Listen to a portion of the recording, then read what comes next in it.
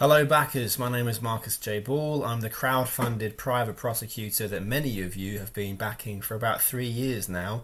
It's been a while since I've done a long detailed update in video format, actually almost about a year now. So I thought, given what's just happened, this is a good time to catch everybody up on what's happening. This is going to be a long video, it's going to be a detailed video, but I hope you will find it to be very, very interesting because I'm going to be showing things to you that I have not previously shown to anybody aside from my own legal team, okay?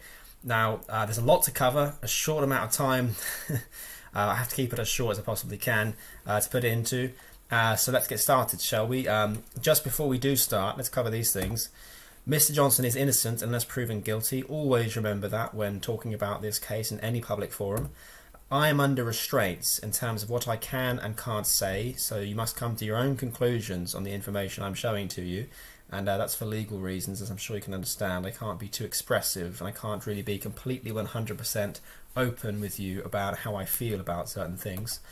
But I also feel I have a responsibility to my backers to explain what's going on. You've been backing me for such a long time, and this whole thing has been funded by you, so it's only right that you should know what's actually happening.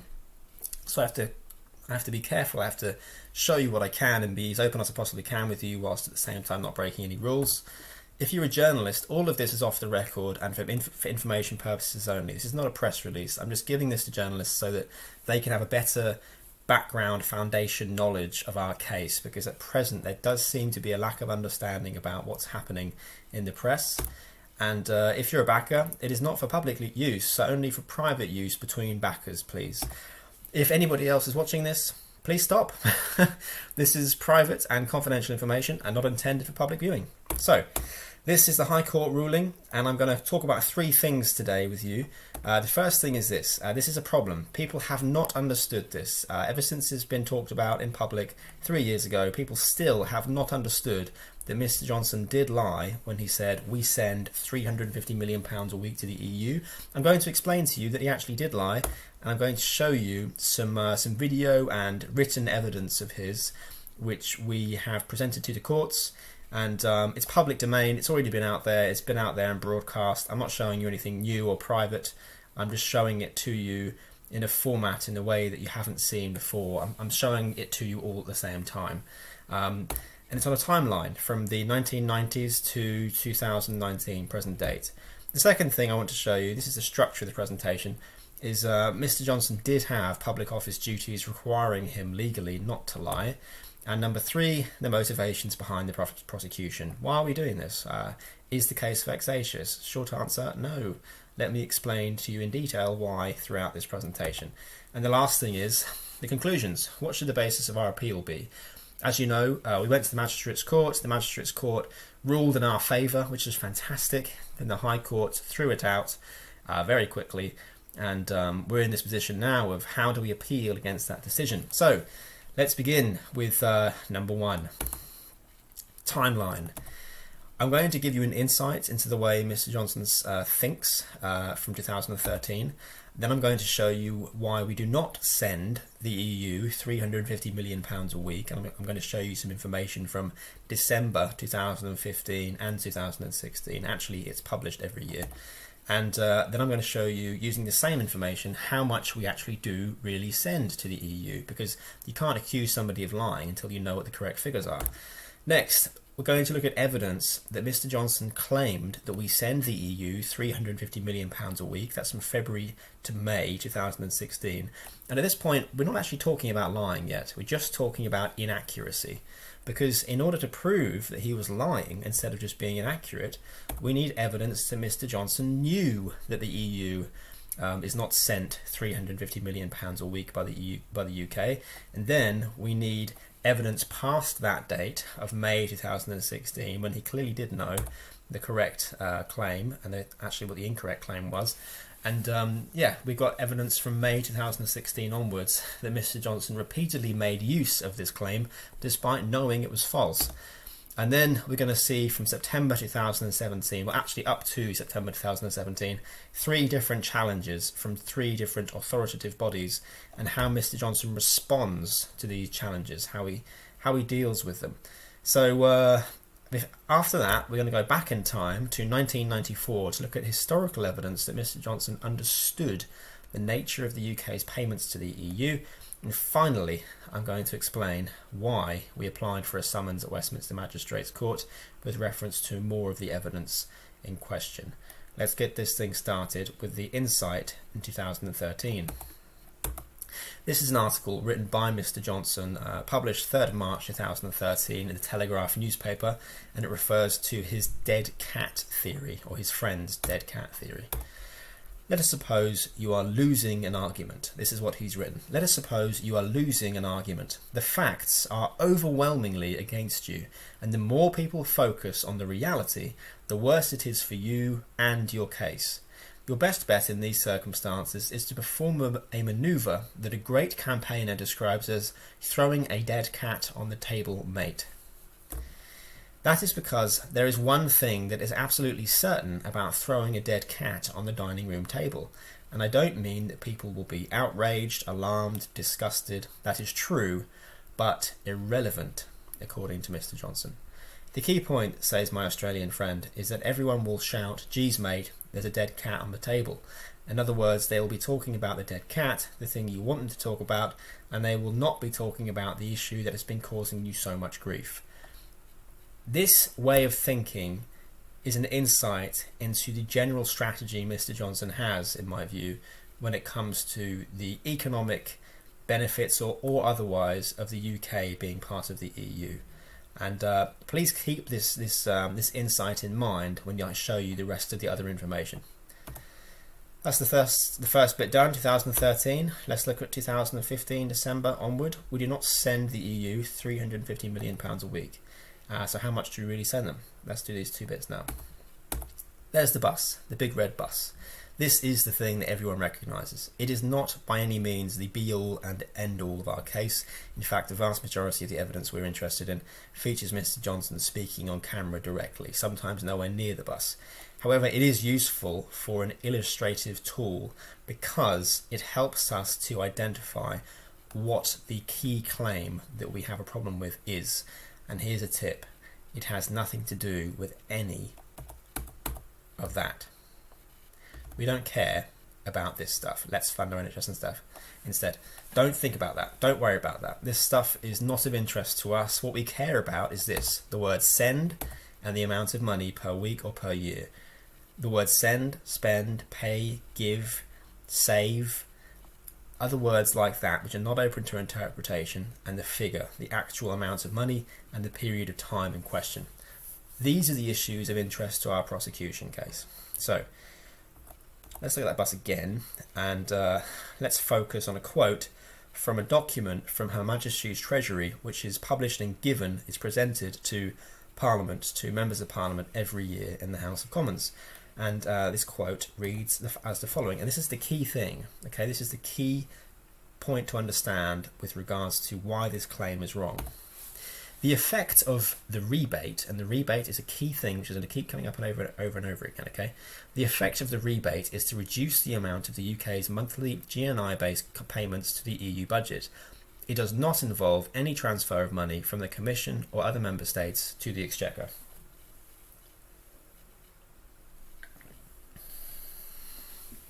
So what does that mean? What it means is that the EU doesn't give the rebate back, because we don't give it to them in the first place. The rebate, better known as the abatement, is not sent to the EU.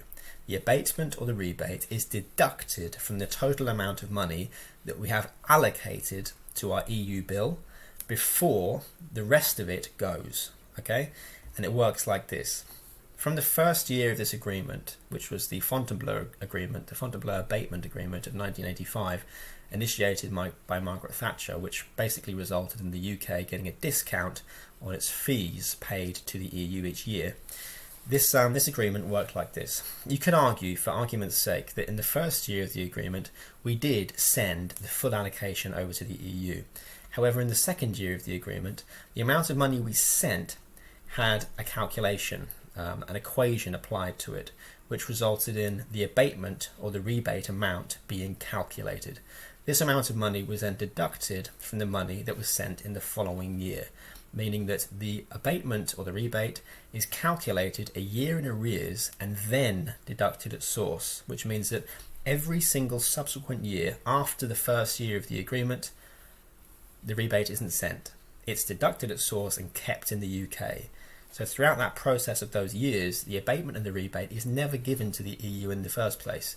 We don't send the EU that money. So to say that we send the EU £350 million a week is not correct. It is false, because that figure, it's wrong anyway, but let's just, give them a chance. That figure does not take into account the abatement which has to be taken out before you can use the word send, because it's not sent. We don't send it, so you can't say that we do. That's the basic way of understanding it. And the key thing to remember is that all of these authorities, the UK Statistics Authority, the Office for National Statistics, Her Majesty's Treasury itself, the House of Commons Library and the House of Commons Treasury Committee, as well as Full Facts, so private organisations as well, they are all attest to the same thing. They're all backing up the same point, and that point is this: the rebate, otherwise known as the abatement, is not sent to the EU and then comes back. It's not sent at all. That's the vital point. So how much money do we actually really send to the EU every year? This is a section of a document, the same document actually that quote comes from on the previous slide. It's only a section of a much bigger graph, and I've focused in on it to make it clearer and easier to understand. The number here, where the green line is, all these numbers are the numbers that are sent, the billions and the millions that are sent to the EU each year.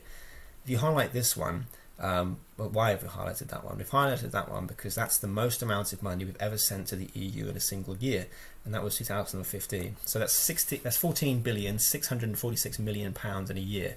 And if you look to the left and right of those numbers, you'll see that 2015 was confidently the highest amount of money we've ever sent. If you look at the full data across the board from the beginning of our relationship with the European Union, we have never sent more money than that in a single year for membership payments. So there's the bus again. How much did it say? It says we send £350 million per week, which amounts to £18,250 million a year if you multiply the number of weeks in a year. So that's 52.1.429. Her Majesty's Treasury. Now, what we need to do now is work out how much money we send per week according to the official correct Treasury figure. And again, remember, we're using the highest number here. We're being incredibly fair. We're not using an average from across the last 5 years to get a lower, more accurate number. We're using the biggest number we've ever sent, just to be fair to Mr. Johnson and the Leave campaign. So how much does that amount to? It amounts to £280,881,000 a week if you divide that total £14,646 million figure by 52.1.429. 1,429, sorry. So send per year is 14,646 million. Now, Mr. Johnson claimed the 350 figure. So how inaccurate per week was that? That was inaccurate to the tune of £69,119,000 of public money every week, which is equivalent to £3,604 million a year of public money. It's an enormous amount of money to be inaccurate by. And don't forget, we're using the biggest year, and we're actually still talking about the smaller claim he consistently made. The biggest claim that he and his campaign consistently made was that we send £20 billion a year to the EU. And I'll show you evidence of that later on. So how much is that incorrect by? That's incorrect by £5,344 million every single year. Public money. That's an enormous amount of money. So what context can I provide to give you an understanding of how wrong this may be considered to be by a court in the end? Let's look at a different case against a Member of Parliament from a few months ago. It's completed now, it's finished. Mr. Davies MP, it's RV Davies, 2019. Mr. Davies was found guilty and given a criminal record because he fabricated a receipt for his expenses claims. He had a receipt, a genuine receipt, because he paid a photographer for some photography work to put some photos up in his office. It's fine, fair enough. What isn't fair enough is that the MP wanted to make use of the two separate funding pots he had, so he fabricated two receipts. He turned the original real receipt into two fabricated receipts so he could have a receipt against two different pots of money. Now, the judge made it clear that he did not financially benefit from doing this. There was no accusation that he had stolen money, but there was a problem with fabricating a receipt and not being as correct as he should have been as a member of Parliament entrusted with public money. And this is the ruling. This is what the judge wrote in their ruling when criticising this MP. The chief aggravating feature of his offence is, of course, the breach of trust which is involved. Members of Parliament ask the public to place their trust in them, and on election, that is what happens. They become the guardians of the nation's democracy, which depends on the public holding them in high esteem.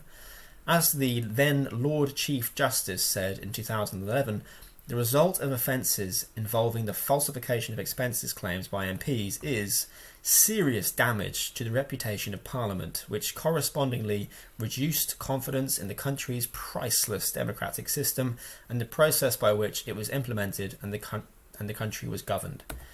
That's R.B. Davies, 2019, Southwark Crown Court under Mr. Justice Edis. Now, £700. That's how much money the MP in question claimed in an incorrect way, and he got a criminal record for that, for £700. And look at all that strong language there being brought out, making points about the need for public trust in the democratic systems. And they're right. I mean, you can't have a democratic system if the public has no trust in it whatsoever. But let's compare that £700 figure with the amount of money that Mr. Johnson was making inaccurate claims by. £700, £3,604,000,000 every year. It's actually more than that because we used the highest figure from the biggest year. Keep that in mind, okay? That's a Crown Court ruling against a politician given a criminal record for a £700 claim. Moving on. We now need to cover February to May 2016 evidence that Mr. Johnson claimed that we send the EU £350 million a week. So, let's begin. Justice, and so as I say, we save £350 million a week, which can be spent in places like Northern Ireland. £350 million a week. That's the 29th of February 2016. But your argument is it looks like it might be great outside, but I can't tell you how. Yes, I can. It will be great because we will be able to get rid of the huge sums of money that we'll be able to repatriate £20 billion a year, be able to spend it ourselves on our own private. £20 billion, not an insignificant sum. I agree, £20 billion is not an insignificant sum. It's also inaccurate. 15th of April 2016. So the reality is that this country is giving, at the moment, £20 billion every year to the EU, £350 million a week, which we would get back and we'd be able to spend that solid hard cash we could spend. It's interesting that in the first one he uses the 350 figure, in the second one he uses the £20 billion figure, and in the third one he uses both at the same time, despite them not equating to the same amount. That's the 18th of April 2016. This is from a newspaper article written in the Telegraph from Mr. Johnson, and it says this. He's talking about leaving the EU. It is a once-in-a-lifetime chance to energise our democracy, cut bureaucracy, save £8 billion a year and control our borders, etc. He must have written this a long time ago, right? Because he's talking about a massively different figure. Because the video to the right of that article, the 29th of February 2016 one, the amount of money he claims we could save there equates to £18,250,000,000 a year. But on this one, he's saying save £8 billion a year. It's a difference of £10,250,000,000 every year. When did he write this article, and when was it published? The day before. May 2016. We now need to look at evidence that Mr. Johnson knew that we do not send the EU £350 million a week.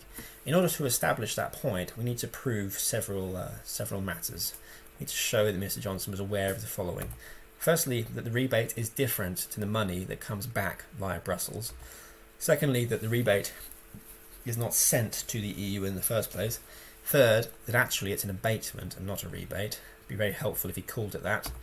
And fourthly, the amount of money sent is lower than what's on the bus. If we can establish that he knows each of these things, it's very, very valuable and very helpful in providing proof that he was aware that what he was saying later on was incorrect. Context. This interview was totally focused on the claim on the side of the bus. Let's go. I think it's important that people understand that is the global figure, the gross figure. I agree, Mr. Johnson. It's very important that people understand that the figure on the side of the bus is the gross figure, because the gross figure does not go to the EU. However, on the side of the bus, it says that we send it. So there's a problem there. But it's to put it in next terms, which I think anybody can contest. Mr. Johnson is aware that the claim on the side of the bus, which is what they're talking about, can be contested. He has a knowingly contestable claim on the side of his bust. Why would he not use a claim that was not contestable, which was just totally, clearly, factually correct and could not be argued upon? That would be surely more effective and would not have caused such damage in my view. Next, so leaving aside the rebate and the stuff we get back, we send over £10 billion a year we never see again. Okay, listen carefully. Leaving aside the rebate and the stuff we get back. And he has differentiated just there between the rebate and the stuff we get back. Meaning that he's aware that the rebate, we don't get it back. Meaning it's not sent in the first place. This may seem like a small point, but it's very significant because it demonstrates that Mr. Johnson is aware of what is stated in Her Majesty's Treasury document, the one I showed you earlier, which explains the importance of the rebate and the importance of the fact that we do not send it to the EU. There is no financial transfer from the European Commission or other member states to the UK when it comes to the rebate. It doesn't go that way because it doesn't end up with them in the first place. That's a very important point. This one is a bit clearer and a bit more valuable in my view. If you take out the abatement and the money that comes back, the UK money that comes back via Brussels, the figure is obviously lower. Right. If you take out the abatement, he calls it an abatement. He's clearly aware that it's an abatement. An abatement is a discount. It is taken away at source. It is not a refund or a rebate. It's an abatement, discounted, less than. Rebate is more akin to a refund or something which is sent and then returned to you. They're not the same thing. Mr. Johnson is a master of language. He's a journalist and a very well-known and capable writer. He understands the difference between those words. And again, if you take out the abatement and the money that comes back via Brussels, he's aware that the abatement money, doesn't go to the EU, doesn't go to Brussels and then come back. It's different. He differentiates. If you take out the abatement and the money that comes back via Brussels, the figure is obviously lower. He says it right there. The figure is obviously lower. You have to take out the abatement before you can say that the money is sent to the EU, because the abatement money is not sent to the EU. And he makes it clear that he knows the figure on the side of the bus is obviously lower. So, have we managed to achieve our objective with these clips? And of course, I'm only showing you a limited amount of the information we have, but I would say that yes, we have with these two clips. The rebate is different to the money that comes back via Brussels. He knows that. The rebate is not sent to the EU. He clearly has demonstrated that he has that knowledge. It's actually an abatement and not a rebate, and he refers to it as being an abatement, and the amount of money sent is lower than what's on the bus. So, that's the 11th of May 2016. Why did he state this shortly afterwards? Hi folks, I'm Boris Johnson. I'm a Member of Parliament, which is what you can see behind me. First of all, just as an aside, he is a Member of Parliament and he's just pointed to the headquarters building of his public office. This is an important point to make with regards to acting as such and the power of his influence and status as a Member of Parliament, which he's clearly making use of at this point. I'm very pleased to be taking part in this First News Children's EU debate. That's correct. Mr. Johnson is talking exclusively to the nation's school children via First News, a news channel created, as far as I understand it, for 7 to 14-year-old children. And the reason I think that we should be voting to leave on June the 23rd is partly because it costs us a huge amount of money, £350 million a week. And there you had it. Mr. Johnson choosing to state that it costs us £350 million a week when he is demonstrably aware that the actual figure is really lower. The abatement is not sent to the EU and then comes back, so therefore he has just stated something he knows is not factually correct. In short, that's Mr. Johnson lying to school children. Inspiring stuff. Late May 2016.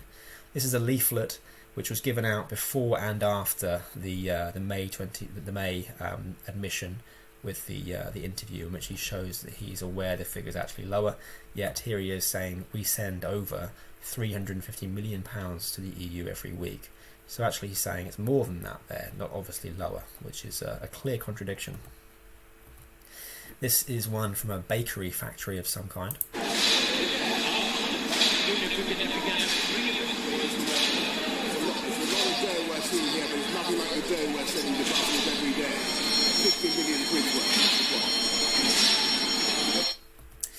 It's a lot of dough we're seeing here, just in case you didn't hear it, but it's nothing like the dough we're sending to Brussels every day. 50 million quid's worth.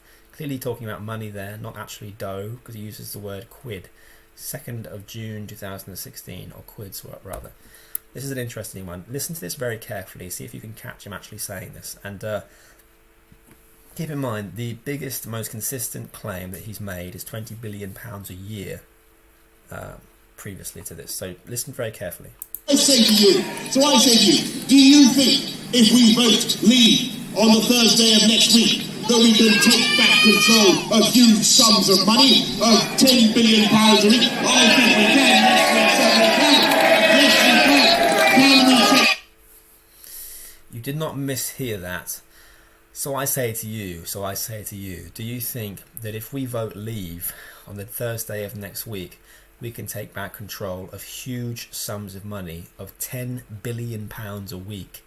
I think we can. Yes, we certainly can. Yes, we can. Let's be fair. Let's be balanced here. Let's be rational. I think that was a slip of the tongue. People make mistakes when they're speaking in public. In the heat of the moment, it can be an accident. I haven't heard him make that claim at any other point. What's of note, though, is that he does not correct himself, and the two members of Parliament standing next to him do not correct him either. In fact, instead of correcting himself, he doubles down and says, I think we can. Yes, we certainly can. Yes, we can. That amounts to £520 billion or more, that claim, which is, of course, far bigger than any other claim we've heard him say. That's June 13th, 2016. So we have the correct figures, we have proof that he's used inaccurate figures, we have evidence that he's aware that the figures he's claiming are inaccurate and why, and then we have evidence that he's made use of knowingly inaccurate claims despite making it clear that he knew they were inaccurate. So let's see how he reacts to being challenged on his apparent dishonesty and how he responds to those challenges. This is April 2016. Her Majesty's Treasury analysis. Now, this is an interesting document because it's led up by Chancellor George Osborne, who campaigned for Remain. However, you have to keep in mind that the Her Majesty's Treasury have to publish accurate numbers. Okay, so forget the politics of it. It's something to have in mind, but it's not important to this particular point anyway. 18th of April 2016, in bold letters, this document says this: the UK would be permanently poorer if it left the EU. It doesn't matter if you believe that or not. It's not of interest to us in the context of our case. I know I have some people who voted leave, who are backing us, who would disagree with that statement. That's fine. It's not of interest to us. We're only interested in what Mr. Johnson claims about the actual document and about what it really says. The meaning behind it is not very relevant. It also explains that the UK does not pay its full theoretical gross contribution, so it just makes it clear again that the rebate or the abatement is not given to the EU or sent to the EU. So the following day, 19th of April 2016, Boris Johnson is seen leaving the Cabinet Office after a Cabinet meeting, I presume, and he's interviewed by a journalist with a mini press conference, and this is what he has to say. We think, and the whole Leave campaign thinks that we'd be much better off, much richer, out of the European Union, and that's something actually the Treasury report itself confirms. And I also think we take back control of £20 billion that we send every year to Brussels. Did you catch that? We think, and the whole Leave campaign thinks, that we'd be much better off, much richer off out of the European Union, and that's actually something that the Treasury report itself confirms. No, it does not. It says that the UK would be permanently poorer if it left the EU.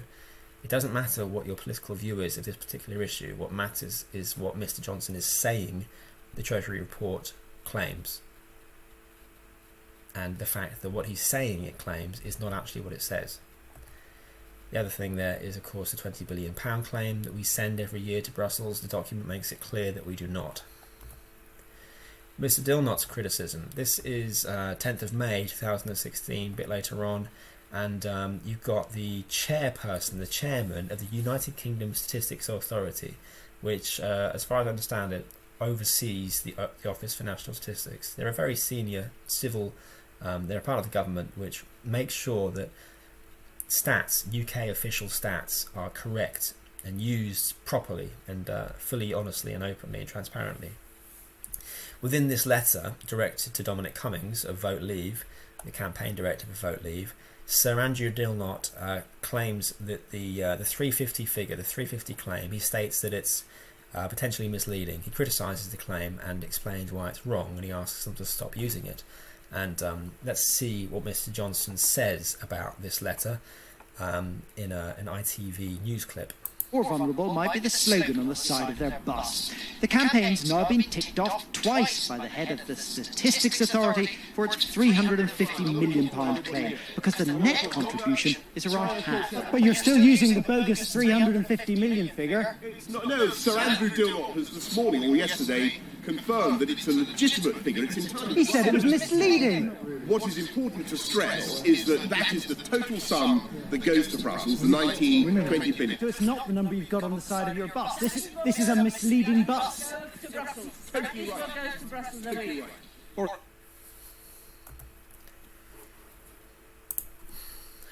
Sir Andrew Dilnot has this morning or yesterday confirmed that it's a legitimate figure. No, he didn't. No, he did not. The journalist says he said it was misleading. Actually, the chairman at this point says it was potentially misleading, I think. What Mr. Johnson says in response is, what is important to stress is that that is the total sum that goes to Brussels, the 19-20 billion pounds. No, it doesn't. Mr. Johnson knows that it doesn't. It's totally right. Totally right. No, it's not. This is 2017, September. Mr. Johnson has now been lying about this figure for so long, over a year now, that the chairman of the UK Statistics Authority is actually changed. The previous guy is gone, and this new person, Sir David Norgrove, has taken his position. And in a letter, this time directly addressed to Mr. Johnson, Sir David Norgrove writes this: "Dear Foreign Secretary, I am surprised and disappointed that you have chosen to repeat the figure of £350 million per week in connection with the amount that might be available for extra public spending when we leave the European Union, etc., etc. It is a clear misuse of official statistics." In response, Mr. Johnson argues with Sir Norgrove and explains that that's not what he really said, and what he actually said was different, and that is very different from claiming that there would be an extra £350 million available for public spending, and I'm amazed that you should impute such a statement to me. Mr. Johnson is amazed that Sir David Norgrove would claim that Mr. Johnson had made a claim that £350 million would be extra available for public spending. Let's just remind ourselves of what he actually has said. So the reality is that this country is giving, at the moment, £20 billion every year to the EU, £350 million a week, which we would get back, and we'd be able to spend that solid hard cash we could spend. We get it back, solid hard cash that we could spend. Yet he's amazed that Sir Norgrove would ever impute such a statement to him, that an extra £350 million of public spending would be made available. Country, the huge sums of money that we're going to repatriate, £20 billion a year, be able to spend it ourselves on our own private. £20 billion, not an insignificant sum. Be able to spend it on ourselves, on our own priorities, £20 billion a year. Yet he is amazed that Sir David Norgrove would ever impute such a statement to him. Let's go back in time, 1994. I apologise if I seem a bit down. I'm actually very happy and doing really well. I'm just exhausted. I've had so much work to do, and this video has taken a long time to create, so I'll try and be a bit more upbeat. Sorry, I'm just a bit tired, and it is 10:15 in the evening, so I'll try and put some more energy into it. Sorry. Historical evidence that Mr. Johnson understood the nature of the UK's payments to the EU, 1994. Now, it would be really helpful, it would be of value, to have long-term evidence that Mr. Johnson was aware that the effect of the rebate was to make the UK's financial contributions to the EU smaller, because that's the key point in the claim. You can't say that we send that amount of money every week or year unless you've taken out the abatement or the rebate, because the rebate is the really key point here, which is why the Treasury include the explanation of the rebate in their document, which they give to the House of Commons, to members of Parliament every year. So if we had proof that Mr. Johnson knew for a very long time actually that the effect of the rebate was to make our contributions smaller, that would be really, really valuable. This is an article written by Mr. Johnson, published January 26th, 1994. A young Mr. Boris Johnson writes an article for the Telegraph discussing the rebate and proposed cuts to it. And this is what he writes. Without the budget rebate, Britain's contributions to EC coffers would be approximately 3 times bigger. It's a very, very different year. This is a long time ago, so let's remove the 3 times bigger part, because we can't talk about the same kind of numbers. The numbers are different. The economy of the UK is very different. The amount of money going back and forth is different. Let's take that out. And let's change the EC bit to European Union, because that's how we call it today. Without the budget rebate, Britain's contributions to European Union coffers would be bigger. This is 1994. Boris Johnson has known since 1994 that without the budget rebate, Britain's contributions to EC coffers would be bigger. He knows that without the rebate, we'd pay more money, we'd contribute more money to the EU. So he can't say later on, he can't claim that he didn't know that the effect of the rebate was to make our contributions smaller. He's known he's known the truth of this matter, not just recently, not just May 2016, where we have him on camera, but he's known the technical issue of interest to our case, the nature of the rebate. It's a financial relationship between the UK and the EU for decades. So, we've covered what the real figure is. We've shown that he used an inaccurate figure. We've shown that he knew that the figure was inaccurate. We've shown that he used it lots of times anyway. And we've shown that actually he's known for a very long time what the effect of the rebate is. So, let's look at a bunch of his claims. Let's put together a smorgasbord of his claims, if you like. And I appreciate some of these I haven't actually shown you in video format yet, but let's, for the interest of time, keep this a bit shorter. 28th of February, save 8 billion a year. 29th of February, so the next day, save what equates to £18.25 billion a year. 1st of March, £10 billion, between 8 and 10. 3rd of March, 8.5 billion a year we send to Brussels. 8th of March, £10 billion to Brussels, which equates to, well, you've got £350 million a week there, which is 18.25 again, which is very different. The same day, 20 billion pounds. 16th of March, £12.9 billion, amount the UK paid to the EU. 15th of April, 20 billion. 18th of April, 18.25, 20 billion. June 13th, the £520 billion mega claim. I'm just showing you these because they highlight the vast contradictions that he is making himself on the UK's payments to the EU day in, day out, sometimes on the same day, over a period of just a few months. The vast majority of claims are of the £350 million a week or £20 billion a year nature.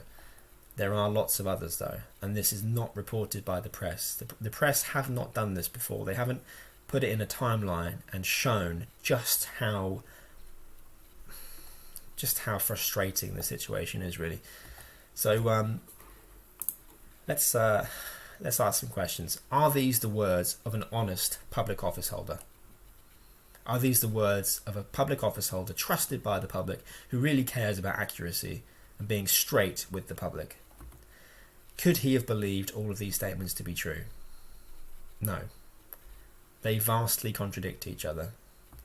Or is this evidence of totally reckless deceit concerning public spending figures on a level never before seen from a UK public office holder? You have to come to conclusions yourself on these questions. I'm asking you to ask yourself. But yeah, I think you get the point I'm trying to make here. I've shown you a very limited amount of the evidence that we intend to eventually use in court. It's public domain stuff, so I'm not showing you anything private. So yeah, this is valuable, I think. And I think this will help people to understand what is actually wrong with the claim that we send the EU £350 million a week. So we've covered the first section of 3 of our presentation. Mr. Johnson did lie when he said we send £350 million a week to the EU. Now, in order to meet the offence of misconduct in public office, we have to be able to prove that Mr. Johnson had a duty not to lie. And I'm not going to go into too much detail on this issue because it's an immensely complex legal matter which would require reading tens of thousands of words to really get a solid grip on.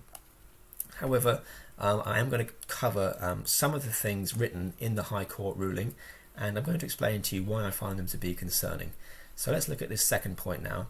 Mr. Johnson did have public office duties requiring him not to lie. And before we really get into that and the things written by the High Court, I want to highlight a few things to you, okay, a few points, and you need to come to your own conclusions upon what this may mean. Number 1, District Judge Margot Coleman, the DJ of Westminster Magistrates Court, considered our application for a summons between the 25th of February to the 29th of May 2019. That's a period of 3 months.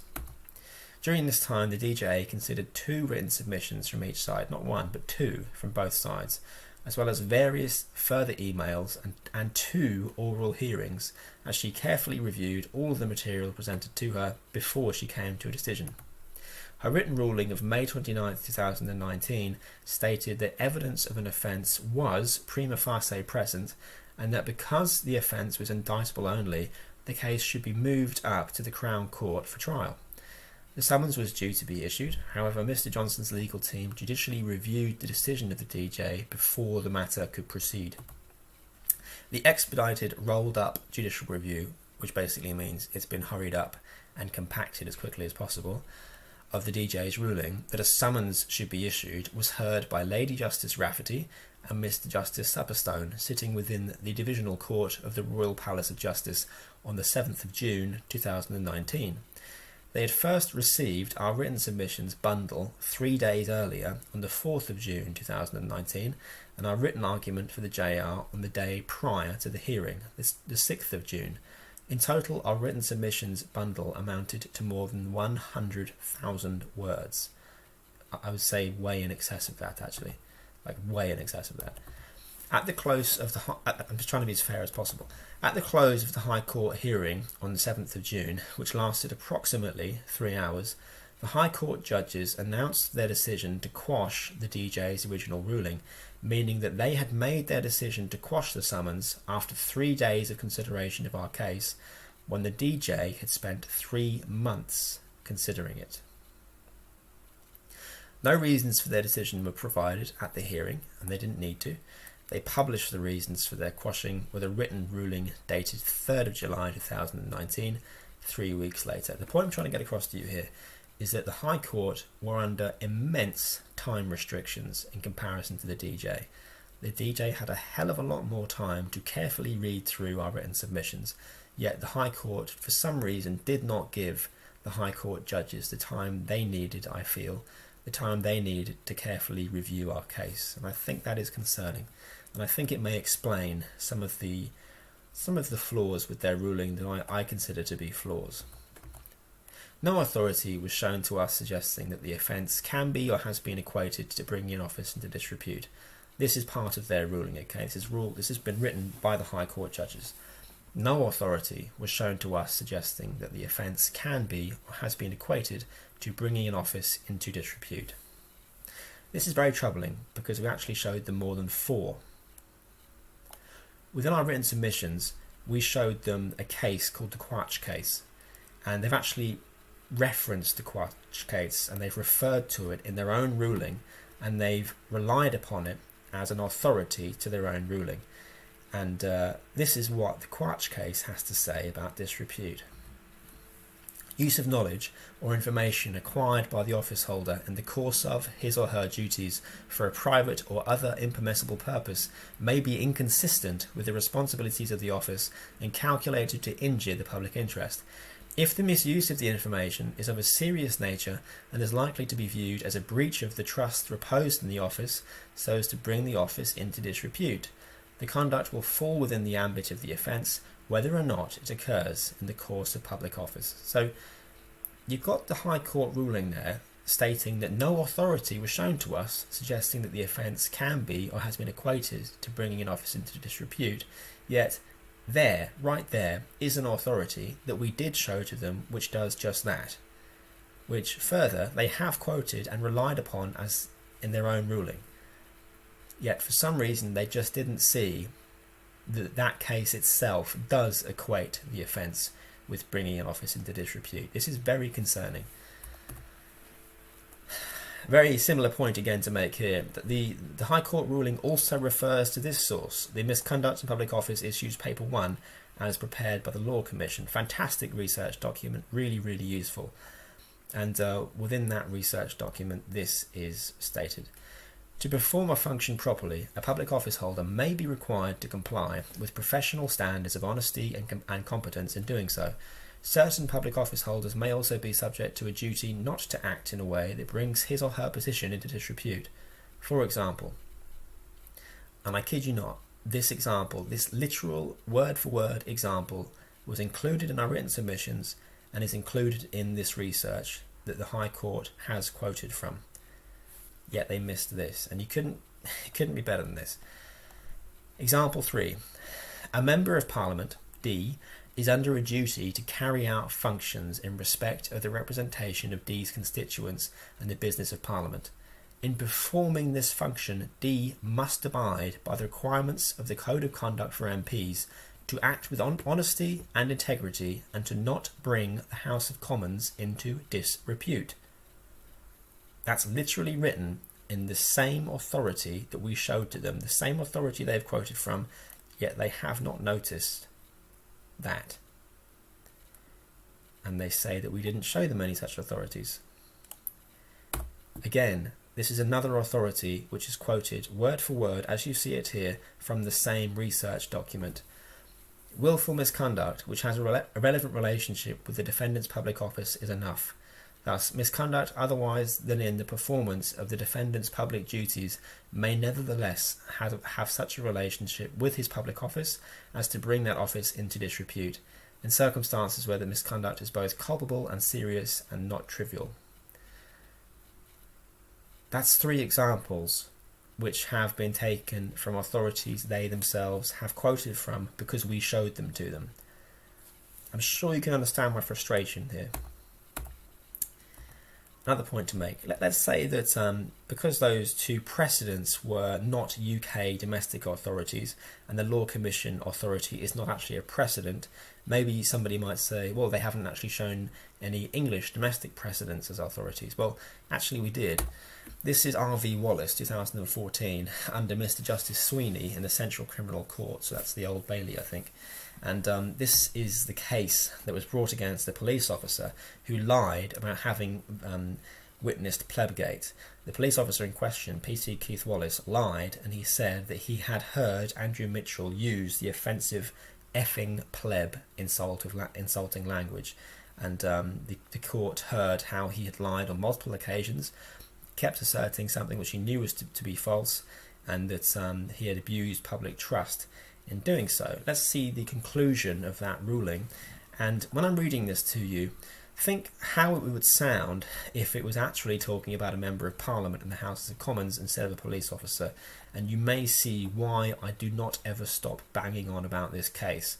This case is very, very important and really helps to illustrate a key point for us. This was thus sustained and in significant measure devious misconduct which fell far below the standards expected of a police officer. Indeed, it was a betrayal of those standards, and was misconduct which, as well as having had an impact on Mr. Mitchell himself, has had a significant negative impact on public trust and confidence in the integrity of police officers. Doesn't use the word disrepute, but it has the same exact meaning. If you damage the public perception of your office, if you do something which is contrary to your duties in a very big public way, which the public is made aware of, you are bringing your office into disrepute. That is what this ruling is, it's what I argue is it's akin to stating. Whilst the gravity of this type of offence can vary greatly, the correct broad approach to sentence is clear. Police officers must be deterred from misconduct, and the public must be able to see that condign punishment will be visited upon police officers who betray the trust reposed in them. So when a PC Keith Wallace, when a police officer lies to the public, in fact, he didn't technically speaking directly lie to the public, he lied to his own MP. So when a police officer lies to an MP in a series of emails and in a telephone conversation, and to his own police colleagues later on, when he does that, he gets prosecuted for misconduct in public office, and he is found guilty, and he's given a year's prison sentence. He didn't serve the whole thing, I don't think, but he was given a year's prison sentence. And yet people say, critics of my case and of this work, of our efforts together on this case, our critics have been saying that to use this offence in this way is totally ridiculous. Well, they didn't say that when a police officer got prosecuted for it. In fact, one Member of Parliament in particular came out very vocally in support of the PC Keith Wallace prosecution and said something along the lines of that the public needed to be able to have trust in police officers and they should not be able to lie. Well, surely the same should be said and the same rules should apply to a Member of Parliament who is also a public office holder. The only thing that's different is that Members of Parliament have more power and influence in comparison to a police officer. Should the law be different because you're more powerful and apparently more important? No. Everyone is equal under the law. Police do incredibly important work, and so do Members of Parliament, and they should all be expected to be honest with the public and each other. And if they don't, and if they repeatedly lie to each other or to the entire country about important things, it is correct that they should be prosecuted, just as this precedent has established. And I'd ask you to consider this. What's worse? PC Keith Wallace lying about a Member of Parliament using some really offensive bad language, or a Member of Parliament directly, intentionally, repeatedly lying to the entire country, to millions of people on broadcast television about the use and spending of the public purse. I know which I think is more important. You have to decide for yourself. Now, this is the Code of Conduct for Members of Parliament. This is the more up-to-date version. Members shall never undertake any action which would cause significant damage to the reputation and integrity of the House of Commons as a whole or of its members generally. This is the GLA Code of Conduct for the Mayor of London. You must treat others with respect. You must not conduct yourself in a manner which could reasonably be regarded as bringing your office or authority into disrepute.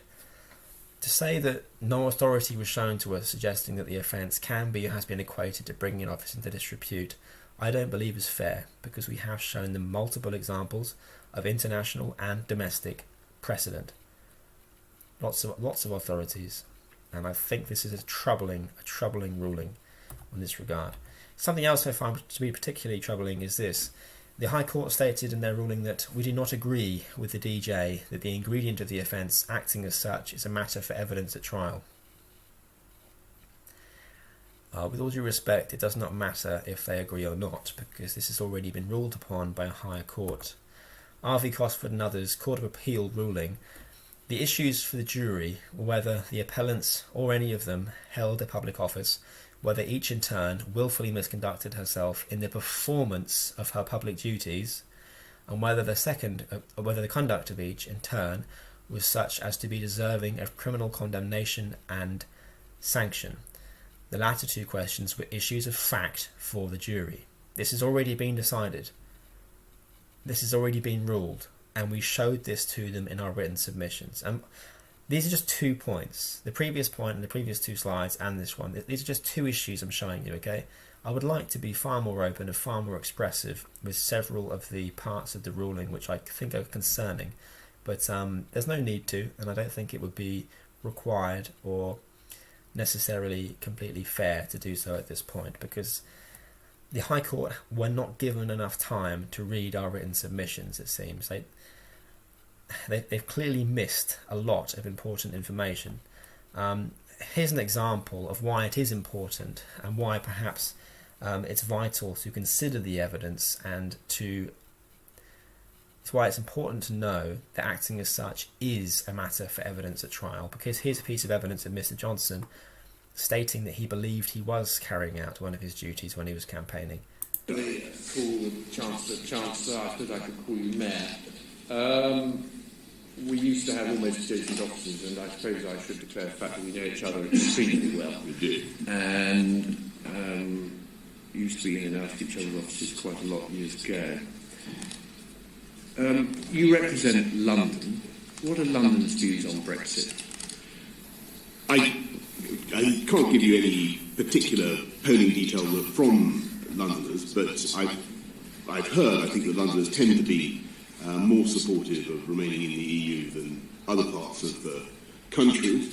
I don't consider that necessarily to be an impediment to my position, which is to favour a change in Britain's relations with the European Union in favour of But you're not keeping an eye on the opinion polls? No. I believe we have a Burkean duty. I believe we have a Burkean duty, Mr. Tari. Burkean duty. Edmund Burke's speech to the electors of Bristol, part of the UK's uncodified constitution. Essentially, in basic form, it says that members of Parliament are not members for Bristol or wherever they're from. They're members of Parliament for the whole. Their duty, their overriding duty, is to act in the best interests of the whole country. He considered his campaigning to be one of his Burkean duties, to act as he best saw fit, not as to what his constituents wanted him to do, but in the direction of what he thought was best for his real duty to the whole country. That's what a Burkean duty means. He's a member of Parliament. He's been an elected politician for years. He knows what a Burkean duty is. It's very different. It's very difficult to claim that Mr. Johnson was not carrying out any of his duties as an elected representative when we have him on camera, and the actual original footage is video format. We have him on camera and on audio stating that he believed that he was carrying out one of his duties. It's also very hard to say that his campaigning was nothing to do with his position of Mayor of London, when his Chief of Staff stated that it was an official mayoral policy to campaign for leave, and the campaigning appointments Mr. Johnson had with vote leave actually were included on his official mayoral calendar. So to claim that it was a purely private, personal, separate issue is not tenable. So I'm not going to go into detail on the actual duties themselves too much. I'm just going to give you an overview from a helicopter, looking down on the ground, if you like. Number one, members of Parliament and mayors have a duty not to bring their public office into disrepute. We've already covered this to some extent. You've seen some of the authorities. But very basically, when you have such a high public office position, not just one, but two at the same time with Mr. Johnson, which is one of the reasons we chose him for prosecution. When you have such huge amounts of public trust invested in you, you cannot lie to the entire country about public spending figures. You just can't. because what it does is it encourages people to stop engaging in democracy and to stop having any faith whatsoever in the systems of democracy, of government, and of the public offices concerned. It degrades trust. It destroys public trust, and that is the opposite of what a member of parliament that has recently been named in court as being a guardian of democracy should be doing. 2. Members of Parliament have a duty to act as the watchdog and sentinel, and I'm quoting the precedent there as well, of the public, honestly and faithfully monitoring, scrutinising and criticising executive spending and decision making. Historically, one of the main reasons, one of the core functions that a Member of Parliament is elected to go to Parliament is to watch over and scrutinise the spending of the public purse by the executive. Why do we send MPs to Parliament? It's because we can't all go there and watch the executive and keep an eye on them to make sure they don't blow our money on useless things. Instead, we elect one person from our local area, we send them to Parliament, and we basically say to them, report back. Go and see what's happening, watch them, scrutinise them, criticise them. You're our representative. You're there to watch. You're there to make sure that they're not up to no good. So when you have a Member of Parliament on TV talking about money, the public purse, they're talking about one of their core interests, their core functions, their core responsibilities. And if they're criticising the spending of the public purse, they are carrying out one of their functions. This is the modern world, on television, on the internet. If they're doing it there and millions of people can see them, they're seeing a Member of Parliament talking about their core part of their job. And when they choose to lie whilst doing that, they abuse that core part of their job. 3. Members of Parliament have a fundamental obligation, again quoting precedent, to act as a representative at all times in one interest, that of the whole. This goes to the Burkean duty I've already mentioned. It also is a nice reflection from a quote from Sir Winston Churchill, which we actually quoted. Lewis Power QC quoted in court, much to the disapproval of some, which I think actually made an important point. The first duty of a Member of Parliament is to act in the best interests of the country. It sounds obvious, but that's what you have to do. And if you're acting as a representative at all times in one interest, that of the whole, it certainly is not in keeping with that duty of representation to make the decision to lie to the whole about how their money's being spent. It's a majorly abusive thing to do when your fundamental obligation as a Member of Parliament is to act in the best interests of the country. You cannot argue that lying to the entire country about financial spending issues is acting in the best interests of the country or in keeping with the fundamental obligation to do so. 4. Elected representatives, including mayors and members of Parliament, have a fiduciary duty of loyalty that requires them to act in utmost good faith for those whom they represent. If you're a solicitor, you know about fiduciary duties of loyalty. There is an argument based upon the research and the precedent authorities that we have identified which makes it clear that members of Parliament also have fiduciary duties of loyalty to the electorate, just as a company director does to shareholders and solicitors do to their clients. It's again a complicated issue, so I won't go into it, but that's a very interesting one. 5. Members of Parliament and mayors have a duty not to abuse the power of status and influence derived from the public office. Again, based upon the authorities that we found, members of Parliament do have a power of influence and status. And when they make use of this power in an abusive fashion, that does reach the offence of misconduct of public office, according to the work that we've identified. So if you're a Member of Parliament, you have a status, you have an authority, you have an influence, and if you use that to deceive the public, the people who you've been invested with that influence for the benefit for, then what you're doing is you're reversing the purpose of why you have that influence in the first place. You're using it against the people who have given it to you instead of to benefit the people who have given it to you, and that is an abuse of that power. 6. This is a very common sense one. Members of Parliament and mayors have a duty to be honest when communicating with the public, especially when discussing public spending. I won't go into the authorities on this one because this is more of a common sense argument on the basis that this is what should be expected of public office holders. And there's a precedent, R.V. Bembridge, from hundreds of years ago. It's one of the earliest misconduct public office tree offences, if you like, and it makes it clear that in order to establish what duties a public office holder has, you don't need to legally define them. The precedent actually says that. You don't need to legally define them. You instead need to look at what they always do. You need to look at what the public officer actually does in their job. And one of the things that members of parliament do is they go on TV, they talk to millions of people on the news, and they often talk about public spending figures, and they talk about the country's money and policies.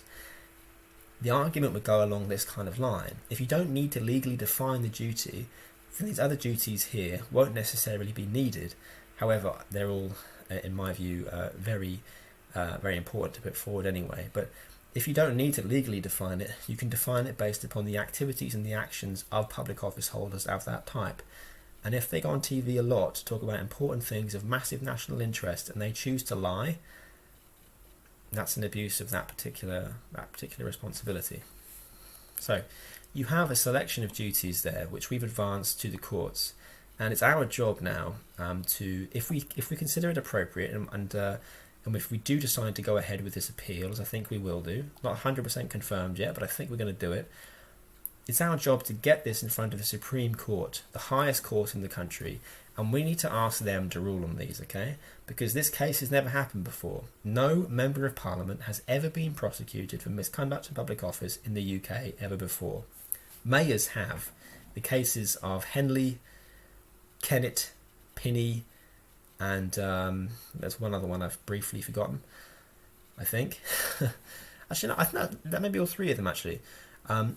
Ken Livingstone was named in a civil case, which I think he won actually, regarding the offence of misconduct in public office, and he was named as being a public office holder. That's what it was, but he wasn't prosecuted for it.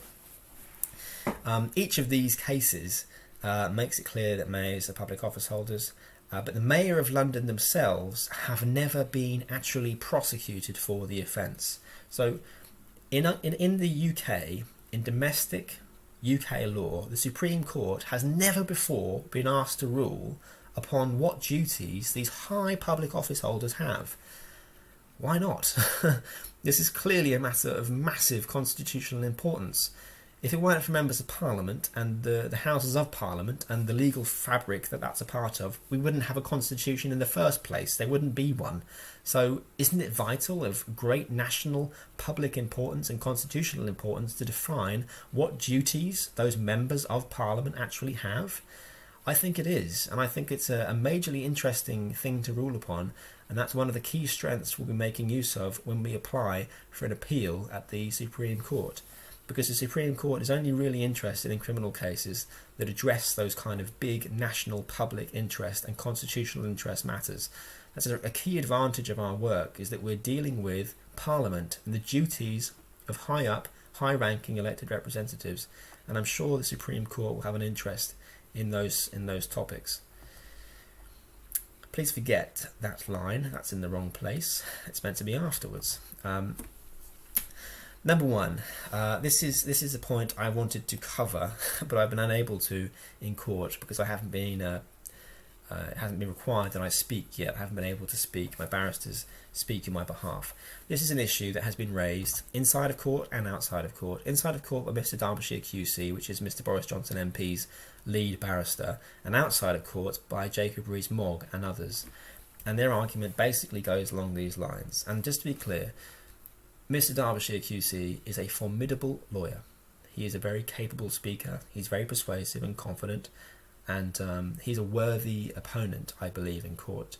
He did exceptionally well in the High Court. I think he did a far better performance in the High Court than he did in the Magistrates' Court, and he is somebody who is worthy of respect for his ability to persuade as a lawyer. I don't mean any kind of... I'm not criticising him when I disagree with him here. I'm simply disagreeing with the point he's made, okay? So it's not a criticism of him personally or anything like that. Hopefully you understand that. On the hustings, the argument of Mr. Rees-Mogg and Mr. Derbyshire QC, which appeared to be happening almost at the same time at one point, was that when a politician is campaigning politically, they're not acting as a public office holder, they're acting as a politically campaigning politician. And so when they're acting as a campaigning politician, they are not responsible for the duties, responsibilities and functions of the public office holding Member of Parliament or Mayor of London that they may be. This is wrong. This is, in my view, totally wrong, and I'm going to explain to you why. it doesn't matter. It doesn't matter whether or not a public office holding politician is campaigning politically or not. It doesn't matter if they're riding on a horse around in circles juggling kittens. It does not matter. The only thing that matters is this: either they had a duty they were required to carry out under their public office and they deliberately chose not to, therefore deliberately damaging the public trust by abusing their duty by not carrying it out when they were meant to, or they were carrying out the duty they were meant to carry out, yet they were carrying it out in such a fashion that it was so abusive and so wrong, they were abusing their duty in the way in which they carried it out. Again, it doesn't matter what else Mr. Johnson or any other public office holder or any politician is doing. They can be campaigning or doing other things. If they have a duty that they're required to carry out, that overrides everything else. There is no, as far as I'm aware, in the last 3 years that I've been doing this work, and Mr. Derbyshire has never raised anything which amounts to this. As far as I'm aware, there is no legal tool, there's no precedent, there's no act of statute which states that the moment a politician starts campaigning, the moment a public office holding elected representative starts politically campaigning, they suddenly become immune from prosecution. They suddenly become not required to carry out their duties in a responsible manner. Because that is essentially the argument Mr. Derbyshire and Mr. Rees-Mogg have made. When on the hustings, when campaigning, a politician cannot be prosecuted for misconduct in public office because they were campaigning. They weren't carrying out their duties. They weren't acting as public office holding politicians. They were acting as campaigning politicians.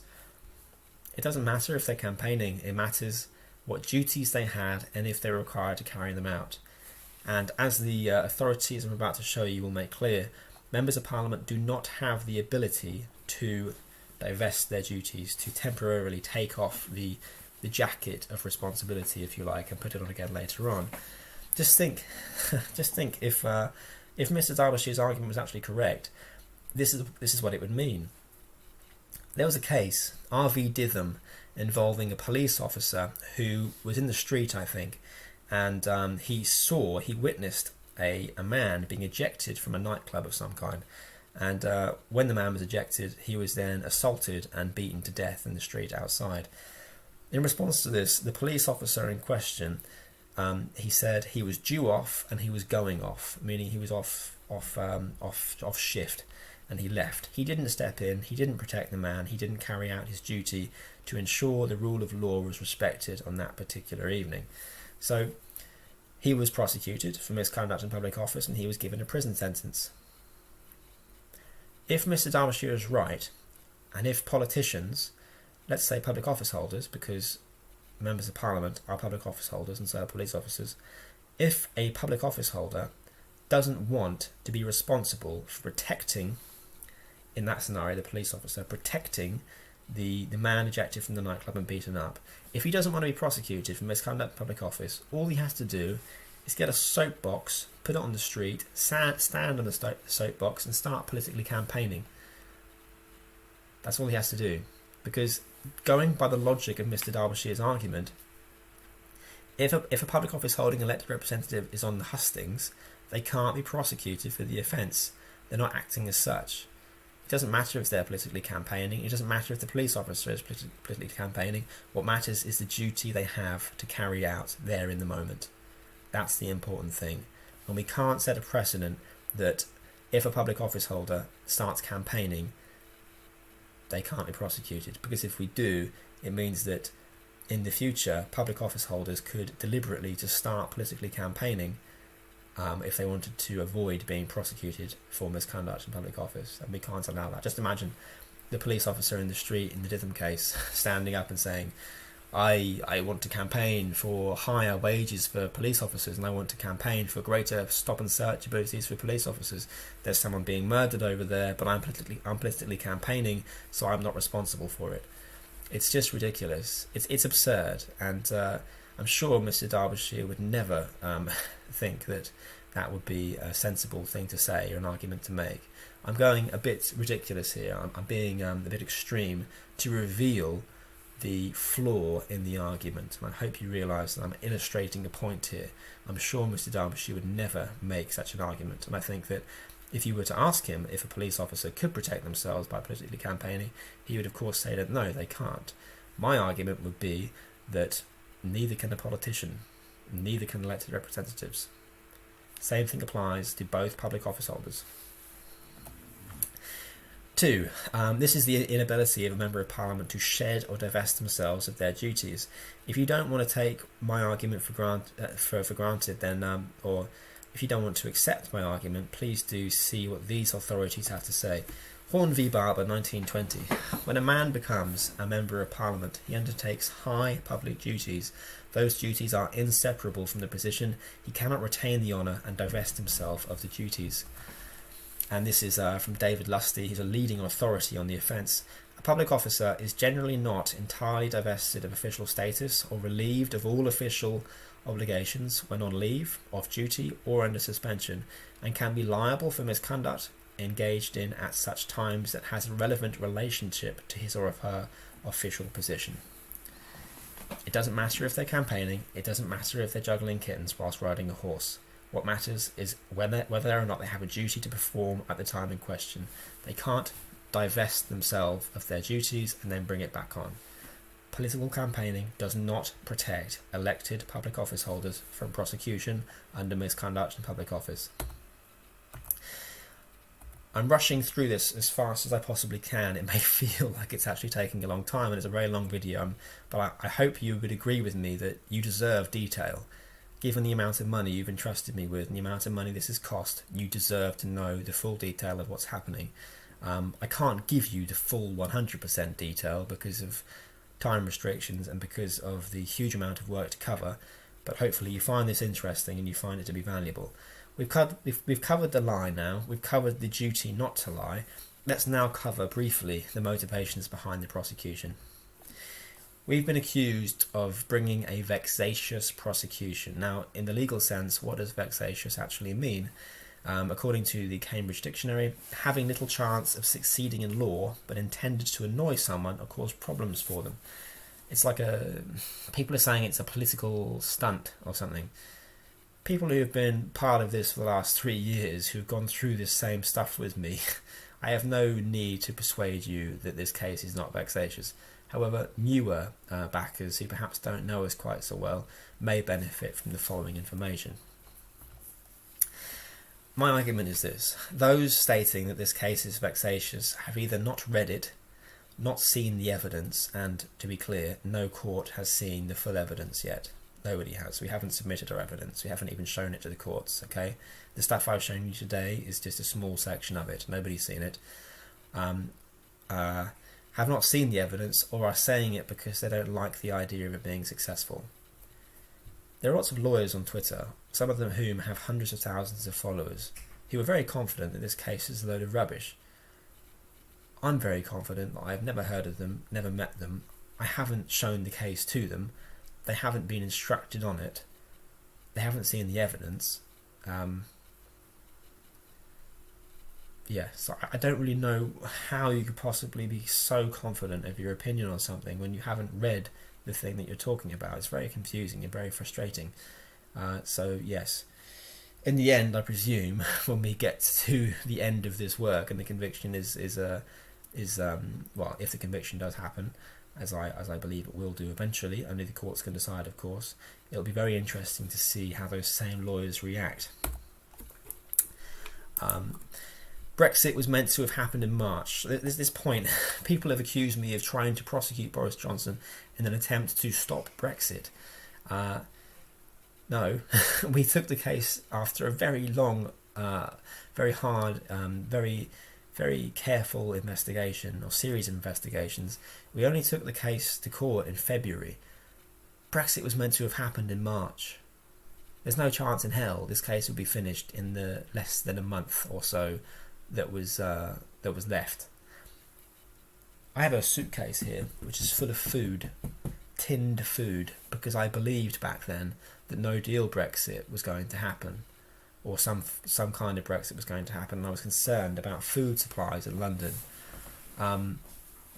yeah, Brexit's meant to have happened already. Not my fault that it hasn't, yet people are still very, very enthusiastic about blaming me and saying that this case is an attempt to stop Brexit. If Brexit had already happened, this case would still be happening. In fact, it's meant to have happened, yet it hasn't. The case would still happen. The case is not linked to Brexit happening or not. The case is linked to what politicians did and said during the referendum, how they conducted themselves, and how they abused public trust, in my view. If the referendum never took place at all, and Mr. Johnson was making these claims over and over again in this same way, the prosecution could still happen. The prosecution is not dependent upon the referendum. The abuse of public trust, which occurs, in our view, when a politician lies to the public about public spending figures, is still present regardless of whether or not there's a referendum on at the time, as is evidenced by the fact that our case is actually prosecuting under 3 counts, the first 2 counts being Member of Parliament campaigning the referendum, second being Mayor of London campaigning the referendum, and the third being Member of Parliament way after the referendum actually finished. This race for Prime Minister, look, again, we had no idea that Mr. Johnson would be in a prime ministerial race.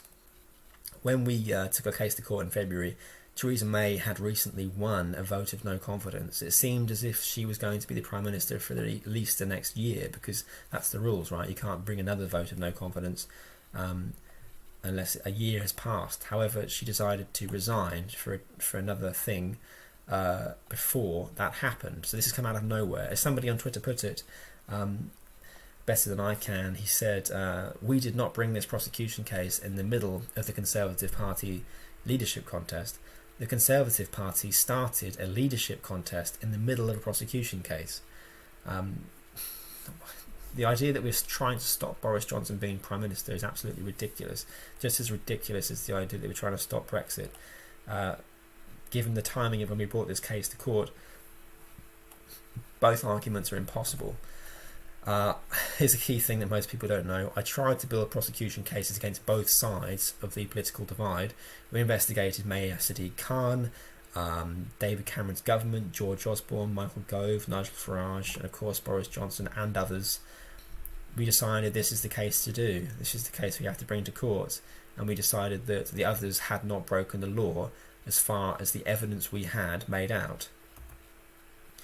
And my backers have continued to back me since mid-2016 on the basis that we would prosecute both sides.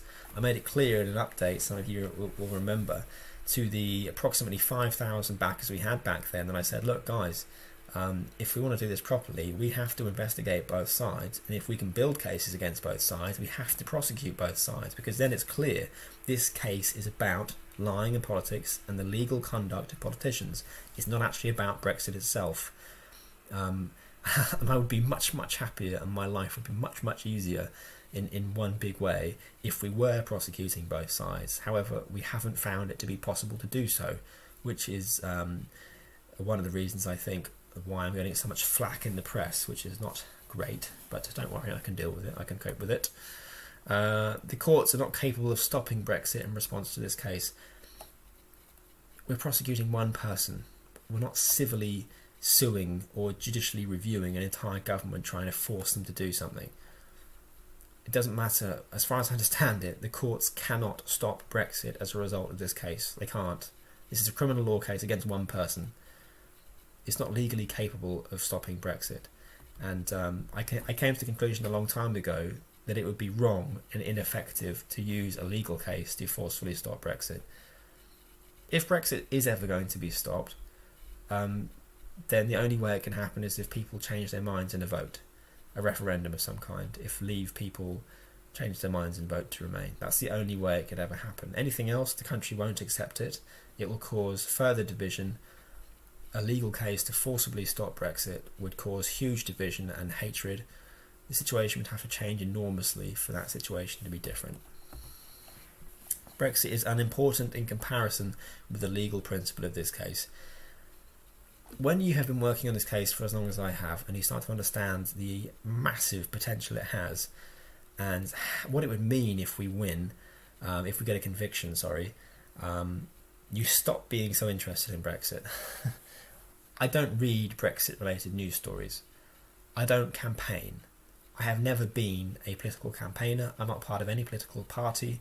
I don't care about Brexit anymore. It's meaningless. It's impossible to hate or dislike something which has no form. I don't really know what it is. I don't know if anyone knows what it is.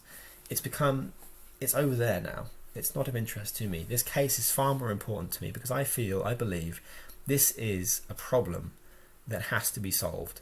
We cannot live in a society in which elected representatives, the people we need to be able to trust with power over our country, we cannot have a situation where those people are permitted to lie to us. It's a primitive problem. It needs to go away. It needs to be stopped. We can't go to war based upon potentially claims which were apparently, according to some, dishonest. We can't go to war in Iraq. Apparently, I'm not saying this has definitely happened, I'm saying it's possible based upon accusations made by other people. We can't go to a war in which hundreds of thousands of innocent people were killed based upon lies. We can't. Did that happen? We don't know. What I do know is that we do not send the EU £350 million a week. And if you can successfully prosecute based upon that lie, it opens up a hell of a lot of other opportunities to ensure that other politicians in future act in a legally acceptable fashion. I'll let you come to your own conclusions as to what I'm alluding to there. So, that's the motivations behind the case in short form. We have covered the lie, we've covered the duty not to lie, and we've covered the motivations behind why we're bringing this prosecution. So let's conclude, let's finish up, finally. I'm so sorry it's taken so long, thank you for being so patient. Conclusions. What should the basis of our appeal be? We have about 14 days left, I think, to finish our appeal and bring it into court. What should our appeal be based upon? These are the questions that we are asking ourselves. How should we appeal? What's the specific way we should do it? We're currently formulating 2 different appeals at once, and then we're putting them together to decide upon which is the strongest and which have the strongest points, and combine them into one to form a single argument which we intend to take to court. You've noted that I have expressed my frustration with the High Court ruling and some of the flaws I feel it has, which I, in my view, feel have come about because the High Court judges simply have not been given the time they need to read carefully through our case as the DJ at Westminster Mags did. And that may form a basis, a part of our appeal, if we do intend to actually go ahead with it. For your understanding, it is my intention to appeal. I want to appeal, and my legal team and I are very optimistic about the basis and the reason for appealing. However, I will not announce that we definitely are until we have the thing done and until we know that we are certainly appealing for certain. Okay, so let's keep to our company values of accuracy and honesty as best we can. Right. That's it, guys. Thank you so much for backing me and continuing to be supportive. You have given me a lot of hope in the people of my country and beyond who believe in solving this problem. And I will actually spend most of my time working by myself. This is my bedroom. It's also my office. I spend a huge amount of time working by myself. The supportive emails you send are really, really kind and encouraging. I'm sorry I haven't responded for a long time. I've got about 1,000 emails in my inbox. I'm not exaggerating, 1,000 emails I haven't had a chance to get to yet. But yeah, please respond to me about this video actually. I will eventually, in the next week or so or 2 after the appeal is done, I will have a chance to go through my emails. So tell me what you think about this video. Tell me if you like this video. Did you find this to be valuable or useful or interesting? Did you hate it? Tell me why. Give me specific reasons why so I can improve on it next time. I hope you're happy with my performance. We took this thing to court, guys, and we got the Magistrates' Court to agree that Boris Johnson should be summoned to court. The news hit basically every major platform for news in the world. The Japan Times, news in South Africa, Australia, national news in China, Sohu News in Mandarin. We were in South American TV. We were on Russia Today. We were on UK television. Somebody said to me that I shouldn't appear in Russia Today, and I had sympathies with this and I stopped doing it until they informed me that they are actually regulated by Ofcom. Is it Ofcom? The organisation which regulates television programmes for honesty in this country. So actually they have the same regulation as other broadcasters. So I think it is safe to go on there. If you have a problem with that, tell me why and explain it to me, because It's something I'm currently struggling with. In terms of exposure of what's happened, BBC Worldwide News has covered this story, and there's a funny instance. You may remember that I had a girlfriend before who I lived with in the previous flat that I had, and we shared the room so the rent was cheaper. This same girlfriend was in Japan. She's moved back to Singapore where she's from, and she was in Japan. She was buying a saxophone because she's become very musical. And she happened to look up in Tokyo to the TV screen, and she saw me speaking on worldwide BBC News. It was such a bizarre event. It was very strange. People in London have started recognising me in the street. It's only happened a few times, but the point I'm trying to make here is this. We have worked together on this thing for 3 years because we believe in it, and we believe in the importance of it. We have a strong case. We managed to persuade a court to summon Mr. Johnson to court. The High Court has thrown it out at this point. But that is just a temporary problem. I am keeping going. I am not giving up. People care about this. When they come up to me in the street and they say things, they say nice things. They're enthusiastic. They care about it and they're supportive of it. The world has heard us, people. There were a few people at the beginning. It's just me in the start, and then a few others joined, a few more joined, and a few more joined. There are now approximately, I estimate, about 12,000 people backing this thing. It's a very rough estimation, but 12,000 of us, and the world has heard us. I think that's something we can all be very proud of, standing up for legality, for the law in politics. Nobody else is doing this. We're doing this. And I'm really proud of all of us for doing it, and you should be proud of yourselves too. This video is already long enough. Thank you for your time. Thank you for watching, and let's keep going. Let's keep moving forward. Thank you all very much.